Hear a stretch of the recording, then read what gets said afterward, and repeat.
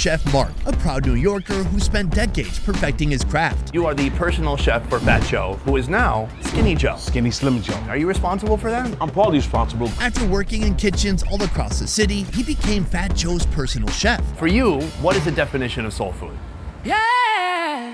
To me, it's the love of food coming from the South. When it comes to oxtails, it comes to chitlins, it comes to pig's feet. Because that was the scraps that were given to people back in slavery days. You took everything that was kind of the scraps and made it into something, and it evolved into its own cuisine. So we kind of heightened what the scraps were. I'm sweating in the back, breath smelling like sin. These are a couple of iconic recipes that you hear about often in soul food: candied yams and oxtail. Now, I think we should build up to the oxtail, but first of all, candied yams.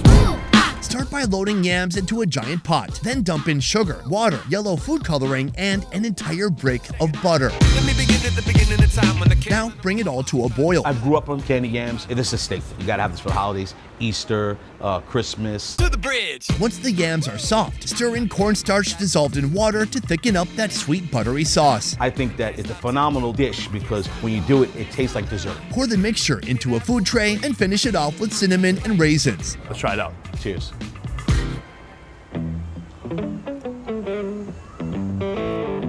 That's not too bad. Okay, the yam itself is already very sweet. They're not too soft and they're not too hard, but then there's just a nice glaze on there. It's not overly sweet, but just enough to accompany the natural sweetness from the yam. I like it. It's a good yam too, because even when you don't pick that yam right, you can get a yam and it's kind of not sweet, more like a bitter taste. It's not ready. It's not ready. This is ready. Just like a talent agent, you have to know when they're ready. That's right. Like P. Diddy. He's more than ready. He's been overcooked. So right here we have the oxtail. Now, they look saucy. I like the amount of meat that I'm seeing around that bone. For me, I don't want to have a bone and then just a little bitty piece of meat around that bone. Like the bigger the diameter around the bone, the better. Didn't I teach you that word already? Pause? Okay. I'm talking a lot about bones and meat, and it's all about to go in my mouth. Pause. All right, let's go for it. Mine is not tough at all, especially for not being in a pressure cooker. I'm pretty impressed. I mean, it certainly has some bite to it. It's not falling off the bone, but at least it's not tough.